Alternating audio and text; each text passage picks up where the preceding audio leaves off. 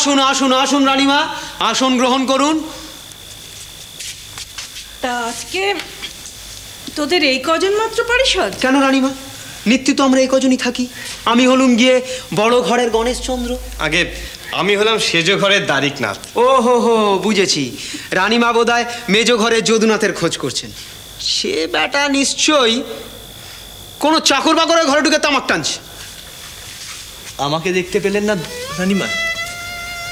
আমি আপনার নেই ঘরের ভূপালচন্দ্র। আবারও কথা ভূপাল? বারে, তোমার পারিষদরা যে যার তালুকদারির খতেনে কথা বলছে শুনলাম যে। তুই আমাকে অযথা কষ্ট দিয়ে কি মজা পাস ভাই?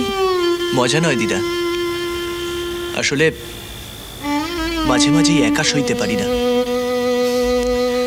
তখন তোমার দিকে ভাগ ঠেলে দিই। আমার তুমি ছাড়া আর কি আছে বলো? এ বাড়িতে তোর কি আর কেউ নেই?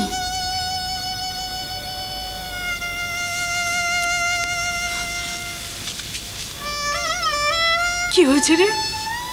তোরা কেউ কিছু বলেছিস? আমরা কে কি বলবো? তুমি তো দেখলে আমরা নিজেরা বসে বসে আড্ডা মারছিলাম।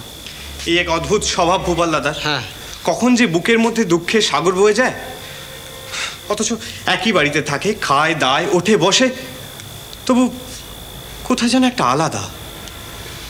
সবই আমার কপাল, নইলে আমার এমন সুখের সংসার ওই মাঝে মধ্যে এমন করে। ওর স্বভাবটাই আলাদা। আমার একা সময় কি মনে হয় জানো? ও ইচ্ছে করে আমাদের আনন্দ হয়েছে নষ্ট করে দেওয়ার জন্যে এইরকম গোল পাকায়। ধুর, আজকের এই আড্ডাটাই নষ্ট হয়ে গেল। হ্যাঁ, তাই তো ঠাকুরকে ডাকি, একদিন দেখি সব ঠিক হয়ে যাবে। সেই তোমার আর ঠাকুরকে ডাকা ছাড়া কি বা করার আছে বলো? আমি কিন্তু ভেবে পাই না দিদা, তোমার মতন একজন বুদ্ধিমতী মহিলা আজকের এই দিনগুলোকে আগাম বোঝনি। ভাবো তুমি যেখানে একটা সমাজকে একপাশে ঠেলে সরিয়ে রেখে কত বড় বড় কীর্তি করেছো, আর নিজের সংসারটাতে জোড়াতাপি লাগিয়ে রেখেছো। এসব কি বলছিস দারিক? আমি ঠিক বলছি কিনা তুমি ভাবো দিদা। ভূপাল দাদার মধ্যে এই যে স্বভাব, এই যে ভাব এসেছে, তার জন্য তো সে নিজে দায়ী নয়। গণেশ, ছাড়ো তো ওসব কথা। ওসব ভেবে আর কি হবে? হাতের ঢিলটা তো ছুঁড়ে দিয়েছো, এখন তোকে ফিরে পাবে না। আমার আর কি করার ছিল বল? ওর মা যখন মারা গেল তখন ওর বয়স 1 কি 1.5। ওর বাবার সঙ্গে তো ছোট মাসির বিয়ে দিল। তারপর এতদিন পরে ও যে এ বাড়ির ছাদের নিচে থেকে বলবে ওর ঘর নেই, তা আমি কি করে বুঝবো বল? আসলে কি জানো দিদা, তোমরা পুরনোরা একরকম ভাবো আর আমরা নতুনরা আর একরকম।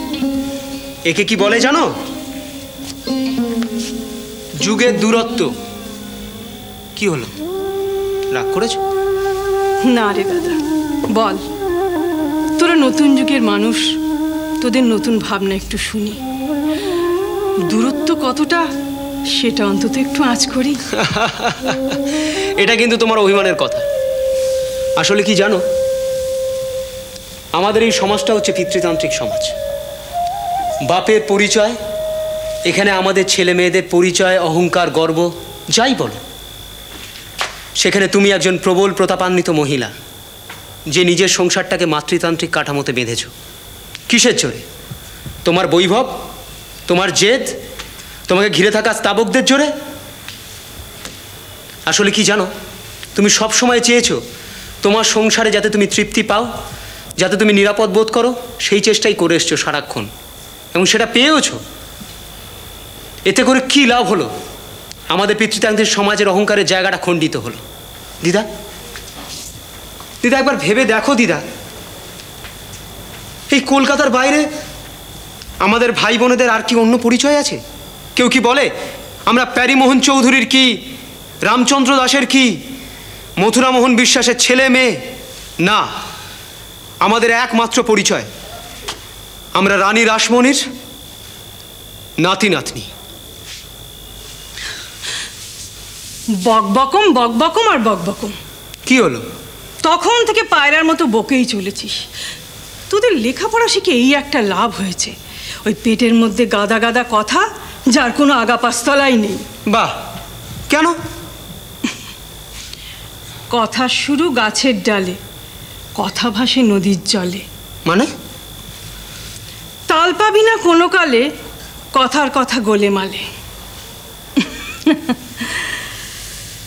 আসলে তোদের ওই পিতৃতান্ত্রিক অধিকারকে আমি খণ্ডন করে আমার মাতৃতান্ত্রিক অধিকারকে কায়েম করতে কিচ্ছু করিনি ভাই, বিশ্বাস কর। বলতে পারিস মায়ের মন নিয়ে নিজের মেয়েদের, তাদের ছেলে মেয়েদের মঙ্গল করতে চেয়েছিলাম। এটা কিন্তু মাতৃতান্ত্রিক শাসন নয় রে, এটা মায়ের মনের স্নেহ ভালোবাসার চাওয়া। তাই করতে গিয়ে তোদের যদি কোনো অমঙ্গল হয়ে থাকে, তার জন্য আমায় ক্ষমা করিস ভাই। এই তো নয়, উল্টে প্যাঁচ মারছো রানী রাসমণি। এই যে ভূপাল বলে ওর ঘর নেই, এ তোর ভুল বোঝা। আমি তো আমার মেয়েকে জানি, ও কিন্তু দারিক, ত্রৈলোক্য আর ভূপাল এদের মধ্যে কোনো তফাৎ করে না। আর তোর ছোট মেশো মথুর, সে বাইরে যাই হোক না কেন, ঘরে কিন্তু সব দিকে ওর সমান দৃষ্টি। দিদা, আমার দোষ হয়েছে দিদা, আমার ওভাবে তোমাকে বলা উচিত হয়নি। ওসব কথা ভাবিস না ভাই, তোরা সবাই এ বাড়িতে সমান, তোরা সবাই আমার বুকের এক একটা পাঁজর ভাই। আরে আরে, এটা কি হলো? হ্যাঁ, আমের দুধে মিশে গেল আর আমি আটি? হ্যাঁ, না না, আমিও আছি, আমিও। আমি মহাদেবের দৌড়ে যাই, শুনি তো সবাইকে তিনি পার করান। তার পা ধরে কত লোকেই তো উদ্ধার পায়, আর আমি পাবো না। কি বলছো গো? তবে যে শুনি সবাই তোমাকে ধরে পার হচ্ছে, আর তুমি পাড়ের দ্বার খুঁজছো?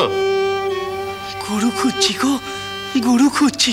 তোমরা এখানে কি করছো? আমরা গদাই ঠাকুরকে খুঁজছি। কোন কাজে লাগবে সে? ওইদিকে নদীর ধারে সে হঠযোগ করছে। ধর্মের কাজে সে যা নয় তাই করবে, আমি তা মানতে পারবো না। কারণ আমার শাস্ত্রাচার, আমার নিষ্ঠাচার, এসব অনেক অনেক পরিশ্রমলব্ধ সম্পদ। তাহলে জেনে রাখুন যে আমাদের গদাই ঠাকুর তার অনেক অনেক ওপরে, তার এসবের প্রয়োজন হয় না। তিনি এমনিতেই ভগবানের দরজায় গিয়ে কড়া নাড়ে।